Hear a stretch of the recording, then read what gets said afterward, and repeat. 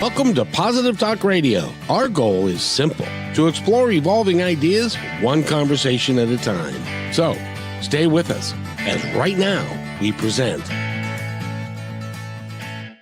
Hey, we get to have a worldwide discussion because our guest today is all the way in merry old England, in just in London, and her name is Juliette Karaman, and she is a life coach. She helps people really get inside of themselves and learn how to live their lives most completely and happily, and even finding some things about themselves that they didn't know until they get there, which has got to be a lot of fun for everybody involved. Well, it can also be rather scary for some people involved because they didn't know that was there until they get there, and then they have to kind of figure out how to dig themselves out of it. But I shouldn't talk. I should let you talk. So, Juliette, how are you? Kevin, thank you for having me. I'm doing well. Thank you. Oh, very good. Now, what's the weather like in England in July these years? Well, you know what? It was beautiful all last week, and then this weekend and this week it kind of turned. So we are wearing, I'm wearing a little leather jacket again, and it was raining dogs and cats yesterday. It was actually it's a bit chilly. So So, is yeah, it is? Go people ahead. always ask me, why don't you have AC? I'm like, because the 3 weeks of heat that we have consecutive is kind of like it's doable. And then we always have a little, it's like we have good weather, and then it's a rainstorm, it's a thunderstorm, and then we have a bit of good weather, and then we have a thunderstorm. So it's a bit variable. Yeah, well, it sounds very much like here, except we just get rain. We don't have the thunder that goes along with it. Oh, yeah. Where are you? I'm in Seattle. Got it. Yeah, So it's we probably are 6,000 miles apart, and through the ability of technology, we can be talking like we're sitting in the same room. It's kind of cool. Isn't it amazing? Technology is so great. And I hear And so many people bitching about it, and so many people saying, oh, but if only I didn't have Facebook or Instagram or this or that, I wouldn't be wasting so much time. But it's funny, it's like before that, it might have been TV or the radio or books or something else. It's like, what is it that we distract ourselves with, that we soothe ourselves with, right? And that sometimes we don't want to go in and feel what we're feeling, our emotions or our bodies. So we do anything to just take our mind off. And it's a beautiful coping mechanism. But as soon as you start noticing that you're only doing that, that's when it actually becomes a pattern. absolutely, because what we do is we have the radio on in the background, or over here, one of the big things is podcasts, which we're going to talk about yours in a minute.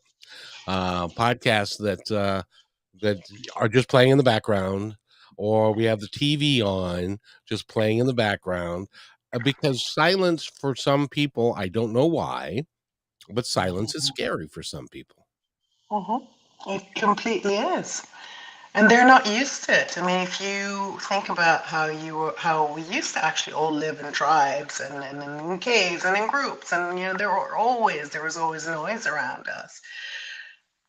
But then how we've kind of like blocked ourselves off from that, and it depends what you were brought up. If you're an only child, then most probably it's going to be quieter in your house. Like you said, some people have the TV on, the radio on all the time. I actually, one of the biggest gifts that my dad gave me is the gift of silence. And I remember going on a holiday with him in the summer to the south of France from Holland. I'm Dutch. And I remember driving there, and it's a little, I think, between 11 and 13-hour drive. And we played his jazz, and there were moments that we spoke, but most of the time we sat in a really comfortable silence.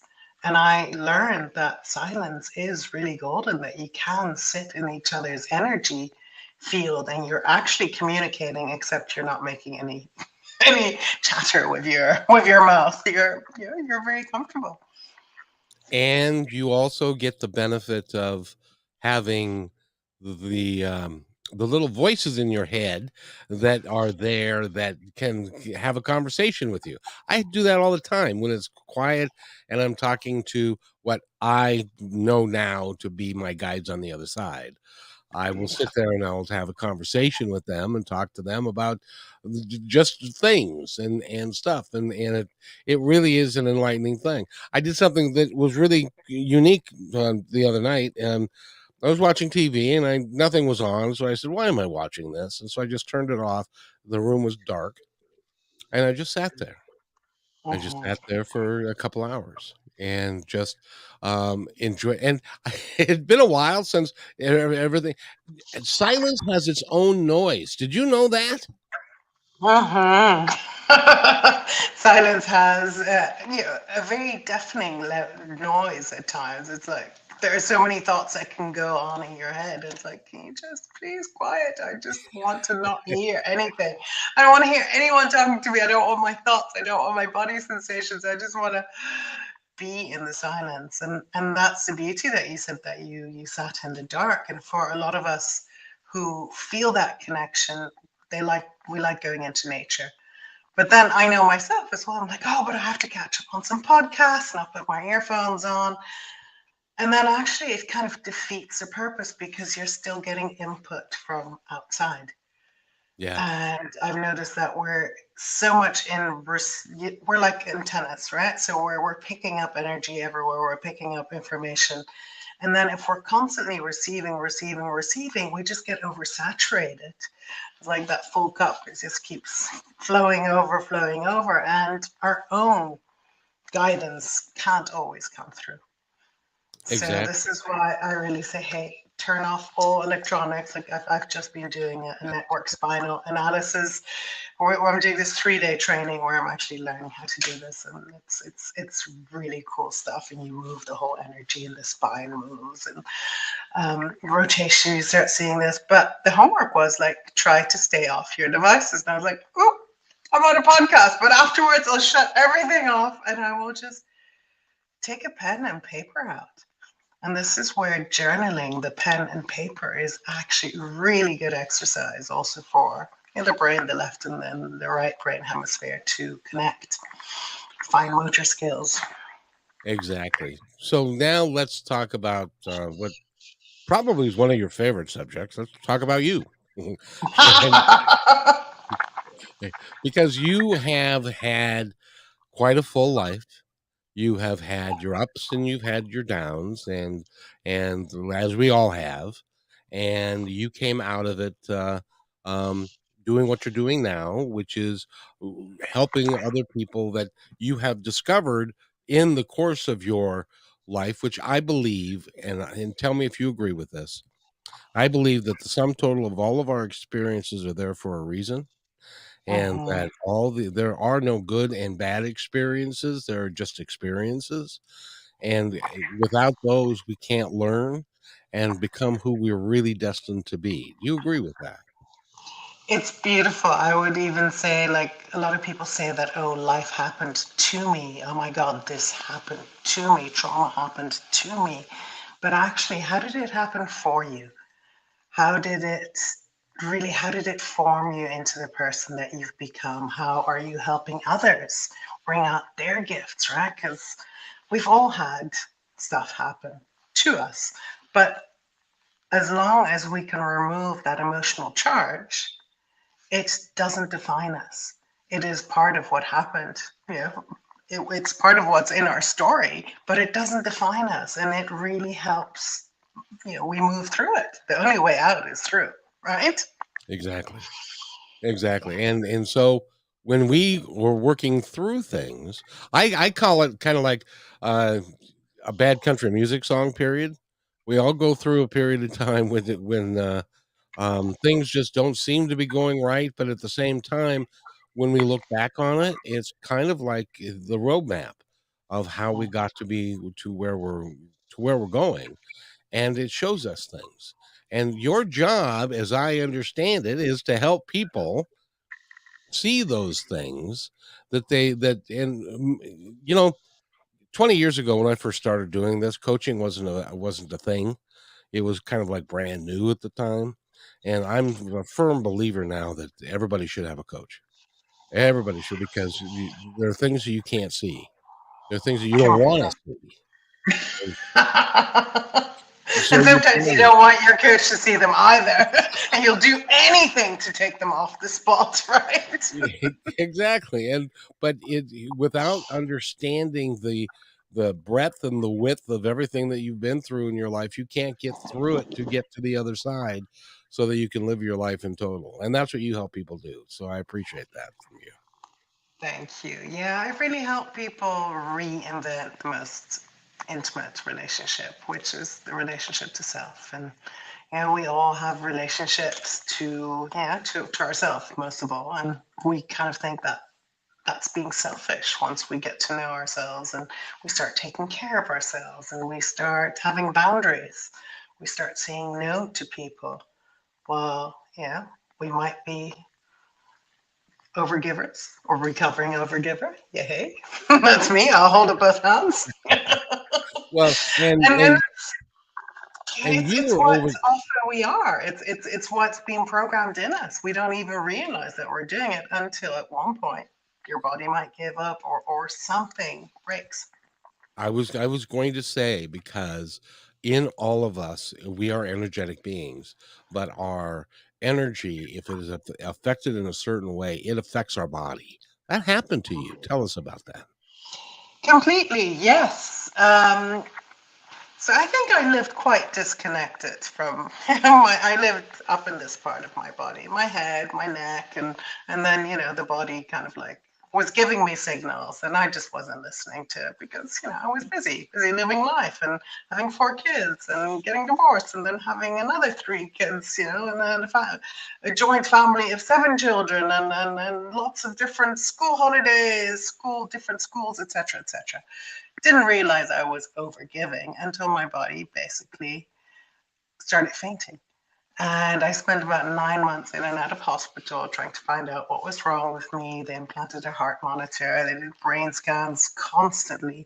And I couldn't walk unaided more than about a meter before I'd pass out and really drop down to the floor. And I'd never had that. So it was a rude awakening. And it was like, oh, you're not going to listen? So it's like, boom, let's then actually stop your body.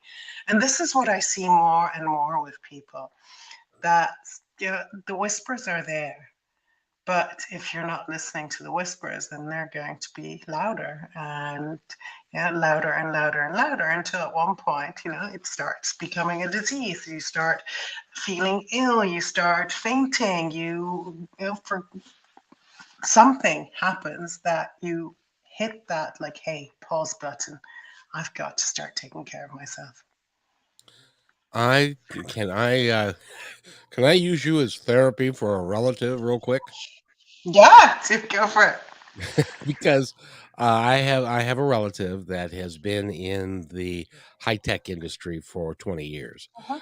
and lately, and it's a high stress job, high reward, high stress. And but lately, his back has started to hurt to the point where he can't sit down to work Uh-huh. anymore. He can't stand to work anymore because he has a stand up desk and a sit down desk, and he can't do it anymore because of his physical condition, which is his back hurts all the time. Now, is that your body saying, okay, you know what? Have not wanted to do this. It's high stress. You don't like it that much anymore. We're going to convince you this time to do something else. And so your body shuts down that way. Does that happen? That is what can happen, absolutely. Yeah. And it's interesting, right? Because I also am a hypnotherapist as well, and we realize that our subconscious governs about 90% of things that we do. We don't realize how we take a breath, how the oxygen goes to all our cells, etc. Because if we'd have to think about that, we'd probably die, right? Because it'd just be too much thought. So our body's way of protecting us is also like, hey, something's pain is a way of saying, hey, there's something here. There's an emotion stuck here. Let's have a look at it. And most of us, what we do, like pop some painkillers, and like, oh yeah, it's not convenient right now. And all of a sudden it becomes so inconvenient you have to do something about it. And Yeah. that's what I help people with. And yeah, and there's so many different modalities that you can help people with, and but it's really starting to become aware of patterns that you have.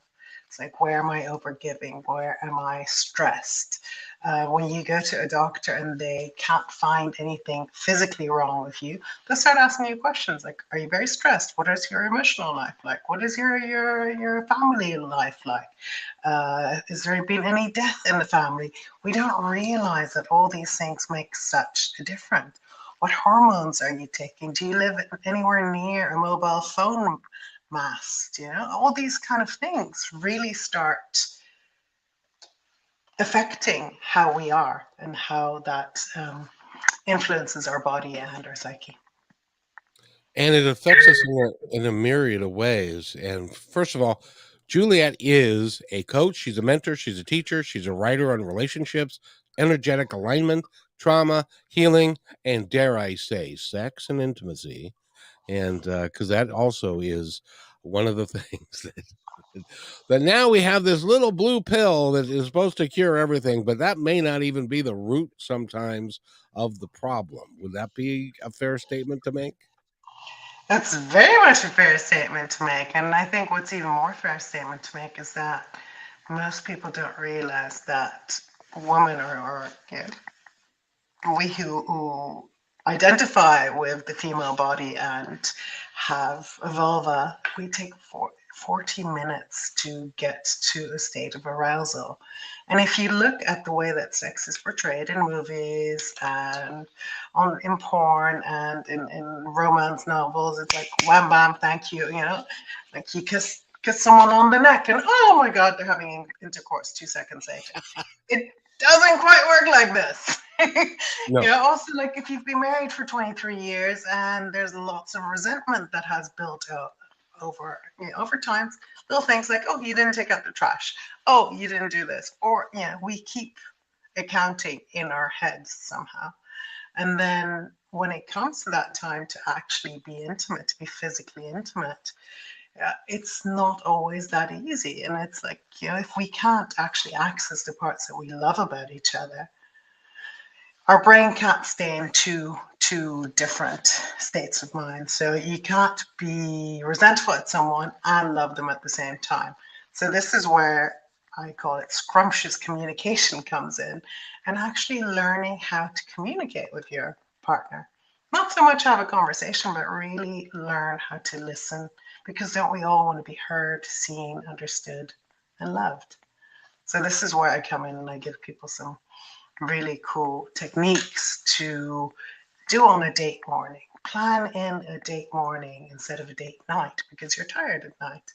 You know, make sure that you do that once a week for 2 hours. Put away the phone. Don't talk about the kids. Don't talk about work.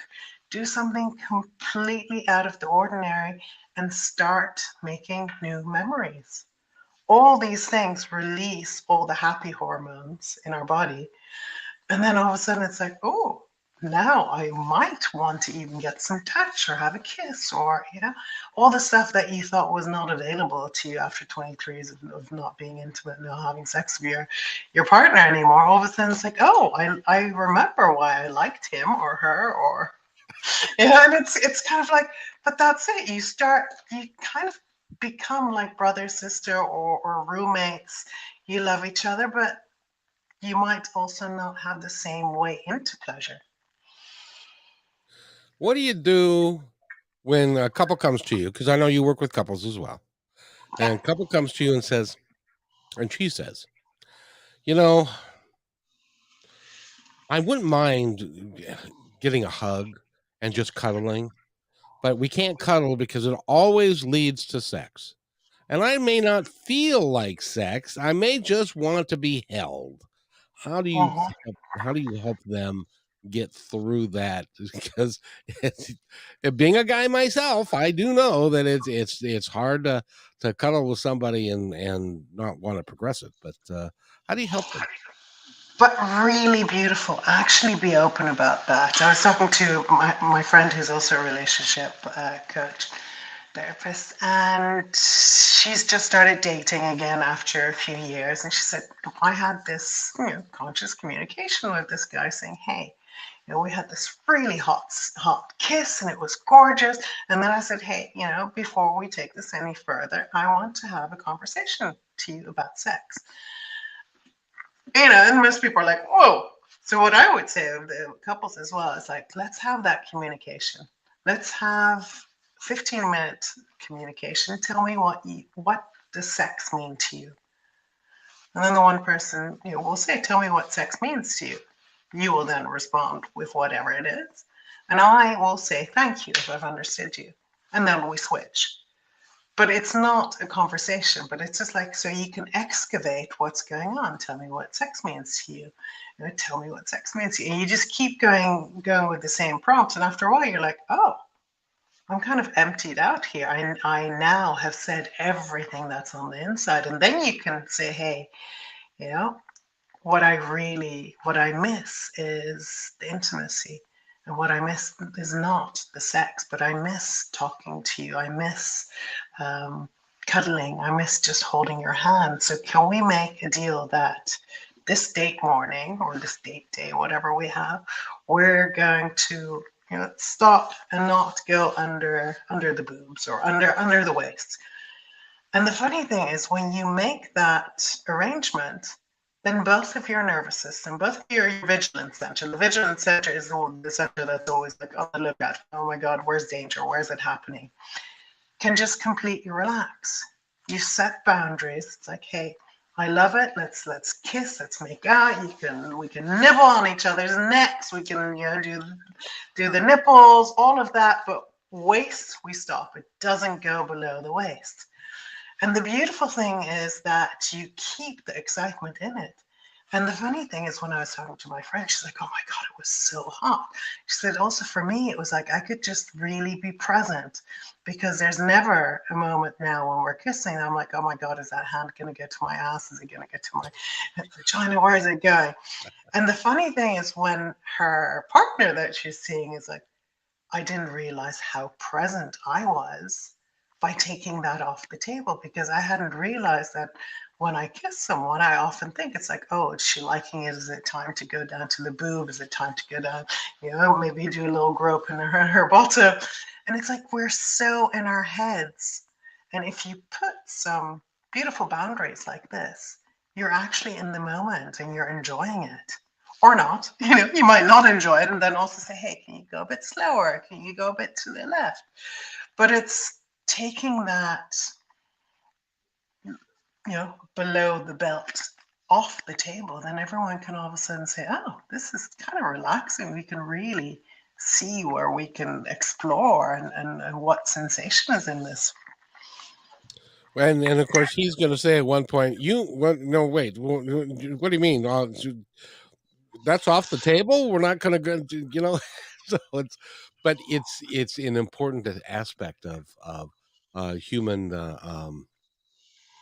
intimacy because it's not about hard sex. It's about being intimate with somebody so that you can feel 100% comfortable with them in Mm. any situation.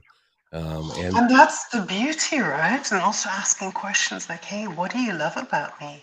And this is what I love about you. And what are you afraid of in our relationship?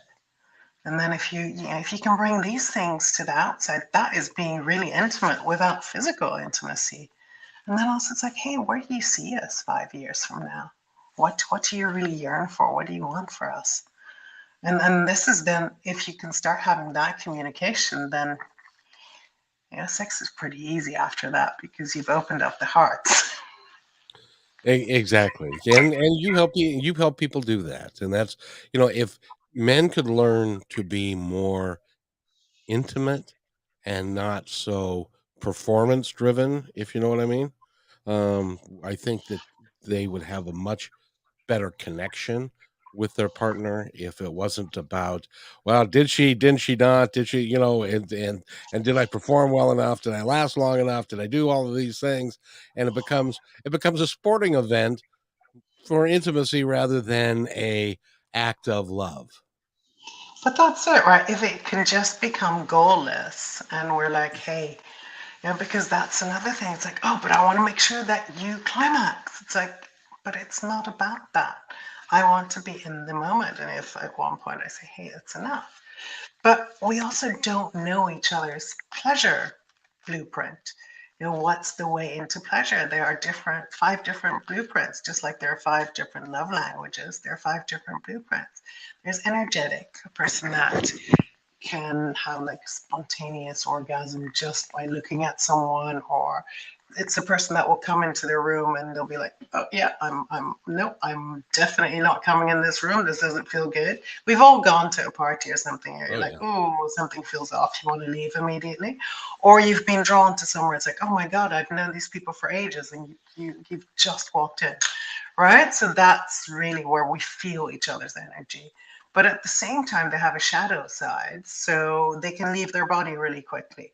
All of a sudden, they'll be up in their head, like energetically, they'll just get something, they'll just pop out of their body. Um, then there's the sensual. So the energetic likes really light touch off the hands, off the body often, and that's where they often will start feeling the heat already, and their body will start moving. Then there's the sensual that, if you think about soft cashmeres and silks and using all your senses and putting on oils and massaging and touching the body and smelling a peach, and already with the smell you can your whole body can start vibrating. And So these are, go don't ahead. forget chocolates in there. Chocolates, food, smells, all of this is really important. And beautiful environment, art, all that kind of stuff is really important. That's their way into pleasure. But there's also the shadow side, and oftentimes we'll see more of who we are, of what we are, because of the shadow side. It's like sensuals are also the ones that are in their heads. It's like when they'll pop out of their pleasure and they'll be like, oh my god, did I shave and did I turn off the gas? What am I cooking for the kids tomorrow? Oh, there's socks on the floor that I need to pick them up. So all these things, I know you're laughing, and it's both men and women have this, right? It's just like, oh my god, you just completely came out of it because all of a sudden your head started like, oh, did my breath smell? All this stuff comes in. There's that old joke that goes, a husband and wife are having sex, and she's looking at the ceiling, going, "Beige. I think I'll paint the ceiling beige." And that's But that's it, right? So often that means that she's popped out of the moment, or he has popped out. It could also be the other way around. And that we're just thinking, or like, oh, is this ever going, is this going to be over or not? And it's whenever the other person under feels that, we're energetic beings, we feel this. So, but to go back to the pleasure types, then there is the sexual that sexuals talk about boobs and buttocks, and the aim is usually climax. It's like, okay, we're going to do that today. So when they're with a sensual or an energetic, they're like, come on, get it on now. I'll do your energetic and your sensual, but we need to have cock and pussy. And it's like, oh, okay, for some people that's really quite grating. So they have a bit of shame about that this is really how they see themselves. Then there's the next type, which is kinky, which is anything that's taboo. So, which for some people means getting undressed in front of their partner might be taboo.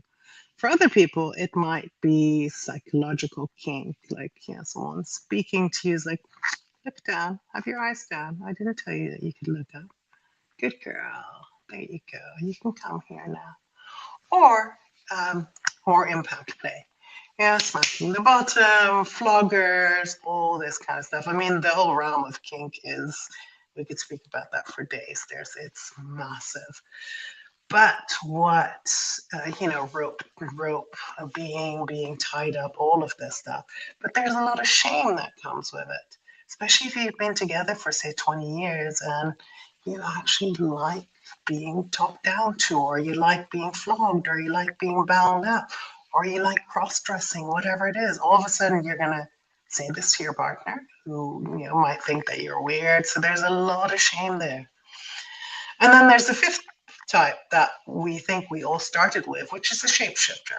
Basically, loves to play in all of these, but also has all the shadow sides. So is often with only an energetic or sexual, so is starving in all the other blueprints.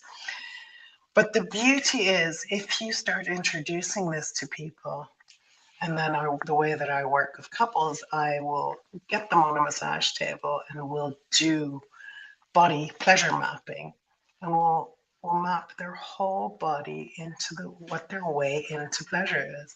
And first I'll have them do a test, so they'll do it psychologically. So they'll be like, "Oh, I'm this, I'm that, I'm that." I'm like, "Great. Now let's just take a fork and see what this feels like when you have the cold fork going up your wrist. Do you like that's A, and then going down your wrist on the other side. B, what touches do you like more, A or B? And the funny thing is, the body never lies. The body always reveals. You'll see all of a sudden a rise in breath or goosebumps, or all of a sudden the hairs will stand up. And it's like, oh, I didn't realize I actually like that. Like, there you go. No, nobody's ever taken a fork and run it up my wrist before. That's odd. you But know, it's a really cool way because you do it in such a way that it's not sexual at all, and the partners learn so much about each other, and then oftentimes they come away just completely flabbergasted. It's like, oh my God, I never realized that this is how you'd like to be touched. At first, there'll be a lot of shame, but then after a while, they're like, "Oh my God, can you just imagine what is opening up for us? We all of a sudden we have like a whole Pandora's box. We have all these things that we can play with, and sensations, and pleasure, and sound, and crystals, and food. All of a sudden, you can play with." it's interesting. I was talking with a gentleman who is a what do you call him? A dominatrix. Uh-huh. Yeah, Dumb. and Yeah. there are I did not know this. Still don't because I've never been to one. There are apparently clubs all over the country where you can go and you can experience the kinky side of some manner or form. And Uh-huh. he gave me some real good advice. Do your research, understand where you're going, understand what's liable to happen there, and set strong boundaries as to what you will accept and what you won't accept. Is that a good way of approaching that sort of thing? I would add something else to it. I used to be a dominatrix, and that was because I was in a BDSM class, and all of a sudden I got flogged. So a flogger on in between my shoulders, and all of a sudden my body remembered. So it went into that trauma release, and it started shaking like the animal kingdoms. Animals, they shake when they've been afraid, and all of a sudden I started shaking. I started crying, and all this stuff started happening. I was like, whoa, okay. But I was aware of what was happening, and I went back to when I got date raped, etc. So I realized then that to duplicate something, in order to go through an experience, if you duplicate it, then you release that charge, you release that emotional charge. So I went back to the UK and I found myself a Dom and got 5 guys. We reenacted the rape, but gave it a different ending. And that is how I then became, got into this whole BDSM world. I started Dom training with him. And the one thing I would say, there's a big difference between the whole kink scene and then also between conscious sexuality. Because, with the whole 50 Shades of Grey thing, people have found out a little bit about kink, what is fun. Um, but there's a lot of alcohol, there can be a lot of drugs involved. And if you get to those ecstatic states, which is what you can get through with breath work, with flogging, with any kind of BDSM as well, you have to really be careful that you don't override your nervous system and that you don't override your boundaries. People don't often know what their no's and what their yeses are. So really, really be very, very sure in your boundaries. What do you want to get out of an experience? How far are you willing to go? Are you willing to be touched on your genitals? Are you willing to get flogged? Are you willing to be spanked? What is it that you want? You know, I mean, it's so vast as as a scene that I would say, you know, it's better just to have a no, and then it can always go to a yes in the next session. Start really safe with very, very boundary. I just want to try, say, 5 minutes of spanking or 5 minutes of this, of that. Really put a time limit on it and make it much shorter because you can always increase your range. People think it's like, oh yeah, if I can just go for like 2 hour scene, it's like, no, no, no, no, no, you're gonna blow your nervous system up, you're gonna blow yourself up. Go for 5 minutes, and the next time you can do a scene for 10 minutes, and you can do a scene for 15 minutes. But just you want to be present. You don't want to all of a sudden leave your body, or start thinking or start crying. And make sure that you have enough aftercare as well. Ask them, what kind of aftercare do you want? Do you want me to hug you? Do you want me to wrap you in a towel or in a blanket? Do you want anyone near me, near you? Do you want water? Do you want food? It's all these things that you might not ever have thought of. So there's a lot of stuff online. So actually just go through it and actually see what is it that you want to get out of this experience. I think that's really good advice, and thank you for sharing that because it really is important that you not get into a situation that you are out of control and are you're not able to pull back when you Well, need to. that's often, you know, like, we actually want to get out of control, but we want to feel safe.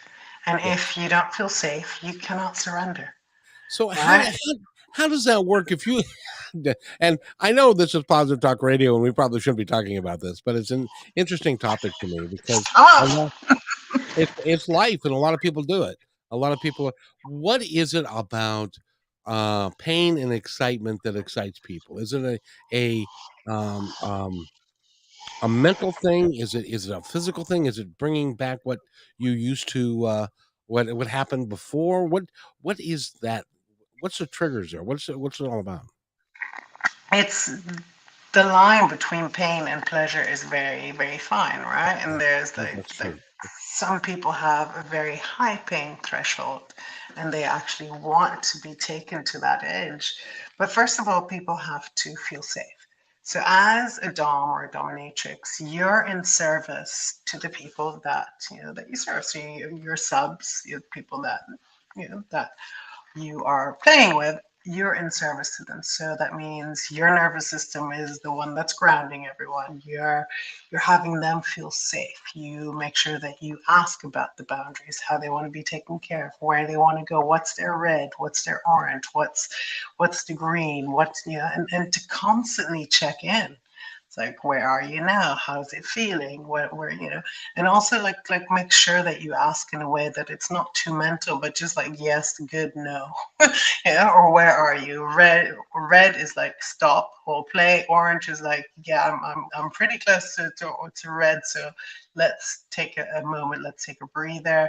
And green is like, yeah, all play, perfect, let's go. But that is the thing. It's like, do we like pain? And some people don't like pain at all. But some people like the edge of it. It's like, oh, I like the idea of pain. But then if someone comes to say like nipple clamps or or hooks, I mean there's all kinds of stuff or flogging. It's like there is a release in the body, and there are all those chemicals that become free. So first of all, you will not always feel the pain because those chemicals kind of override it. But then the next day you might be in absolute massive pain. So this is where it's like, okay, you've really got to be with some people that are experienced, and shorter is better at first.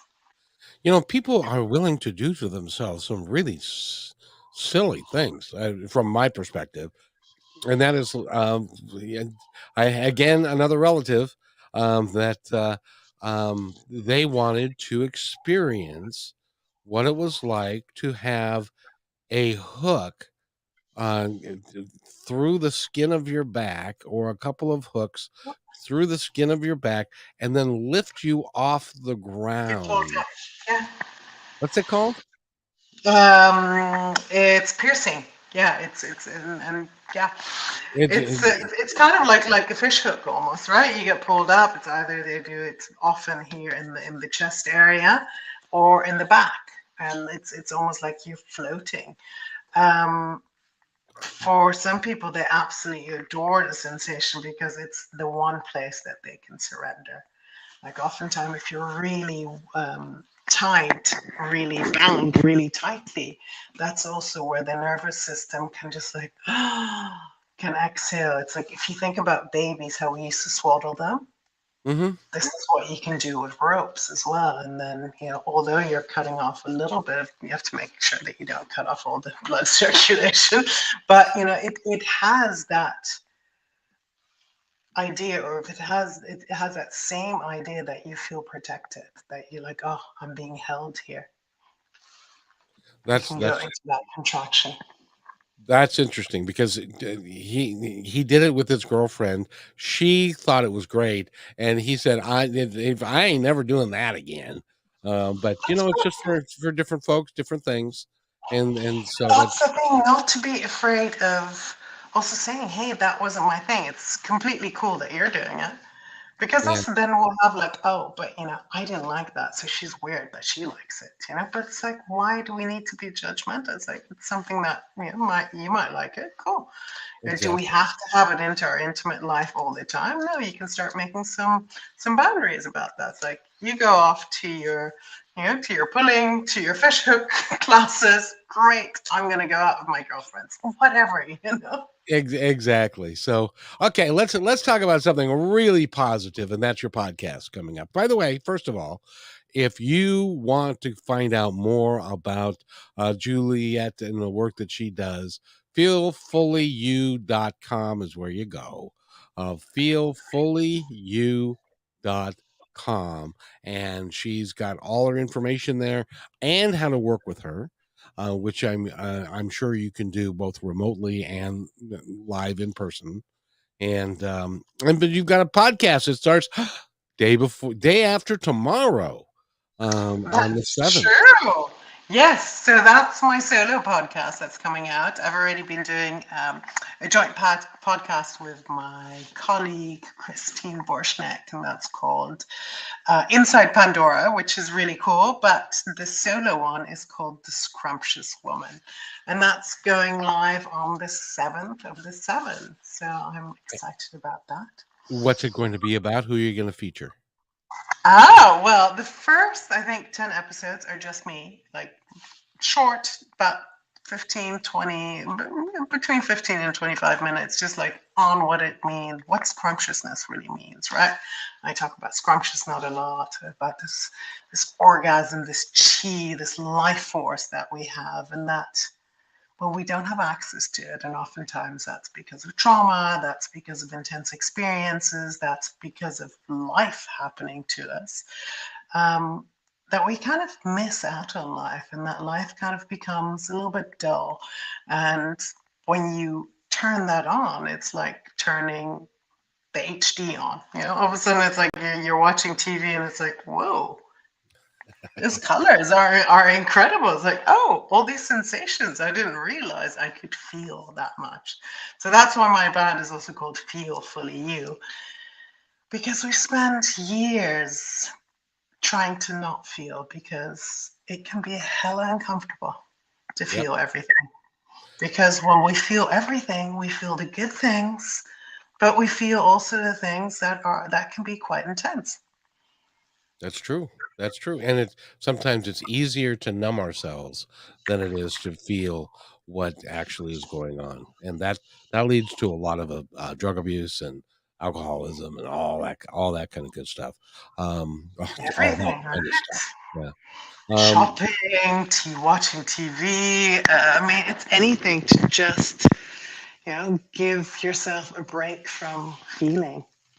when they say, when they say, "Wow, I was only shopping," it's not that bad. It can be devastating to a family, to your finances, to your relationship, if every time you come home, the checkbook is missing, or their check's gone, or there's you get the your credit card bill and it's like a huge amount suddenly, and where did all that money go and stuff. So that it doesn't matter how you numb yourself, you're still numbing yourself. And that's it. It's our brain then gets, our body and our brain gets that dopamine hit. It's like, oh, that feels good.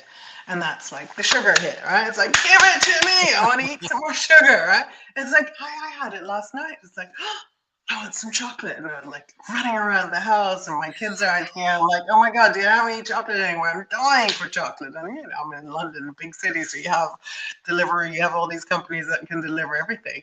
And like at 11:30, I'm like, oh, I found one piece of chocolate. It kept me up all night because I was bouncing off the walls with so much chocolate.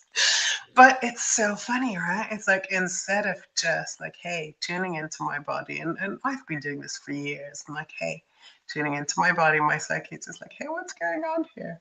And I was just a little bit uncomfortable.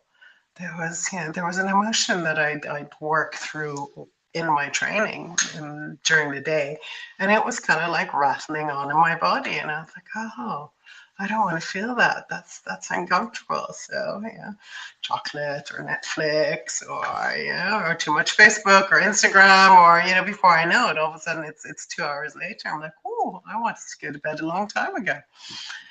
Exactly. So, by the way, we're going to run out of time here, but I'd love to have you back at one point because I want to talk more about your work and what you do because it is so in depth and it is so the breadth or the width of it is so wide that and you're talking about every aspect of humanity. And one of the things that before we go, I wanted to ask you is when somebody comes to you and they say, because I get this all the time. Energy? What do you mean energy? We don't have energy. We're just a human body. What do you say to them? Mhm. I'm like, okay, so I'm like, yes, we're a human body, and everything around us is made out of energy. The computer, the walls, everything is vibrating, is oscillating at a certain vibration. If we think about sound waves, right? How do we hear it? How does it hit our ears? But so sometimes this is like way above their heads. So I'm just like, okay, so just focus on your breath. Breath is often one of the ways that you can teach people about energy. And it's like, just notice what happens when you breathe out a little bit longer than your inhalation is. And all of a sudden, the nervous system starts to down regulate, right? Parasympathetic nervous system. All of a sudden, we might realize that our heart rate slows down. It's like, and this is all difference in energy. I mean, I can explain it in lots of different ways, but oftentimes I will just get them to breathe. And it's like, oh, what's happening to your mind now? It's like, oh, I have lots of thoughts that are coming in. But the more that I just focus on the in and the exhale, it's like there's less thoughts. I'm like, good. Are there any emotions that are coming up? She's like, yes. There are images, there are thoughts, there are emotions. I'm like, great. What's happening in your body now? It's like, oh, I'm much more aware of what's happening in my body. I have a bit of tingling. There's a different temperature. It feels static or it feels moving. I'm like, great. You have just spent 90 seconds with yourself without numbing yourself and just really being present to the here and now. And Eckhart Tolle talks about the power of now, but really it's like every moment, this moment of now is everything. What is it like now? Because we all future project, like what's going to happen to us. Oh my God, tomorrow I might run out of money. I won't have enough money for the rent or the this or the that, or doomsday scenario, or we're in the past. We're almost never in the present moment. And if we can do that, then we can start becoming much more aware of energy. Then we can actually start seeing how it moves. We can start seeing it in the rays of the sun. It's beautiful. We do spend a tremendous amount of time talking about our past and what this person did to me, what that person did to me. They did me wrong and stuff like that. I actually just did a video that I'm going to be releasing here, and it was about a man who died, and the steps that he went through to go to heaven, and he was talking or go to what I call home, and he was Mhm. talking with his soul family, which Mm. is a group of people that he's gone through many lifetimes together, and he was having a conversation with a couple of them, and it came to light that on Earth this last time they were his primary. Um, um, they hurt him the most. They caused problems for him, and he felt like he'd been wronged terribly by these people on Earth. Turns out that they were his soul family, and they did it out of pure love, which is a completely different attitude than most people have about when he did me wrong and stuff like that. So, just that's that anyway. That's my opinion. What do you think? Isn't it incredible? I mean, I was there with my sister when she passed on, with my father, with my mother, with clients, their children as they've passed on, their parents. I've really worked in this realm a lot. Um, and it's probably the most beautiful place that you can be, that you can hold space for them to pass over, right? To take that last breath and then to look at you, and then you see them go back to, yeah, one mind, one consciousness, everything become nothing, nowhere, no time. But also the peace in their expression, their bodies. I remember when my sister got ill, I somehow went to the shamanic retreat and I did a bufo. I did this as medicine, and I re-remembered my near-death experience when I was, I don't know, 18 months old. And it was like going through a dark tunnel and just going up to the light and becoming one with light and air, and complete ego death, right? It's like, oh, I'm this body is just nothing. I think that I'm a person. I think that I'm this, but we're just everything. So when I talked to her about that, and she was in hospital and she was dying, and then I remember the day that she died. She said to me, "Hey, Jules, hey, Beam." She calls me Beam, like a ray of beam of light. She said, "Can I go to the light now?" I'm like, "Yes." So, and that was the day that she died. The same thing I explained to my dad, what had happened to me. And I said, "Hey, all I can tell you is my experience of it." And then when he died, the same thing. He's like, "Oh, thank God." And then with my mom, as she committed euthanasia, I was singing to her and I was like, "Just look in my eyes, look in my eyes. This is what's going to happen." And then she went, and it's like, they actually, I felt such peace from all of them, that it's like, oh, they're one again. And there was nothing left unsaid. There was nothing that they regretted doing, because I coached them through that in the end. And it's probably one of the most beautiful things that you can do for someone, that you can be with someone, be so present. And yes, it's painful because you're like, I want you to stay, but at the same time, it's like, no, this is in service. We're all in service to someone or Exactly, something. and that's so your background is even more than your website says. By the way, But how do I put you this need all on the you, website? you need to update your website with more stuff because you do all kinds of stuff. And and by the way, we've been talking with Juliette Karaman. Caravan, like caravan, but caravan. Juliette Karaman, and you can go to her website, which is feelfullyu.com. You're delightful. You know that? You really are. Thank you. It's great to talk to you today, all the way from England. I hope you have a wonder. It's time for you, young lady. It's time for you to go meditate and go to bed. Um, It is soon. 'Cause it's 9 o'clock in the evening there now, or 8:45. It's close to it. I might go and get something to eat and then go to bed. I've been going Yes. since early this morning, so yes. So before we go, I want you to give our audience I want you to have an opportunity to tell our audience anything that you would like them to know before we close. You are important. Take the time for you. So I would like you to put an alarm clock on your phone, because everyone carries a phone around. Once in the morning for 2 minutes and once in the afternoon for 2 minutes. And then when the alarm clock goes off and the timer goes off for 2 minutes, I want you to just go ahead and close your eyes, take a deep breath in through your nose, exhale, and just notice, where does that breath go? What thought do you have that's coming up? What's the emotion that's coming up? And you may also have an image. And then go ahead and experience all of those, feel those fully. And then what else is coming up? Is there a new image? Is there a new thought? Is there a new body sensation? Is there a new emotion? And just be present with yourself for 90 seconds to 2 minutes. You might start noticing that your jaw might just tremble, or one of your legs or one of your feet might just start shaking a little bit. It's like, oh, okay. Instead of starting to judge it, be curious. Really continue to be curious. It's like, oh, I've got a hand shaking. That's kind of interesting. Cool.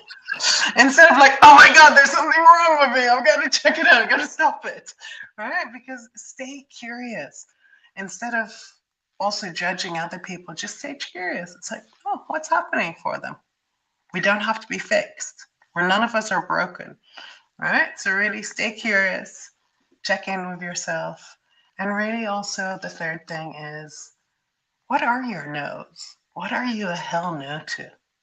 Because it's much easier to understand what your hell no's are and then to understand what your yeses are. We've been talking with Juliette Karaman. I don't know why I do that, Karaman. And I want to thank you for being here. You are sensational. And I highly suggest that you go to feelfullyu.com and talk to her, book her, and have a conversation, because it could very well change your life. So thank you so much, my dear. Thank you for having me, Kevin. Have a wonderful day. If you can wait right there, I'll be right back. Hey, thanks for enjoying this episode all the way to the end. Please give us a like and subscribe to this channel. This has been a production of PositiveTalkRadio.net. Please visit our website, oddly named PositiveTalkRadio.net, for more details about us and our mission, which is to provide great positive programming designed to inspire us all. I'm Kevin McDonald, and I'm proud of these shows, and I truly hope that you'll like them and share them with friends and family. So on behalf of our entire team, remember, be kind to one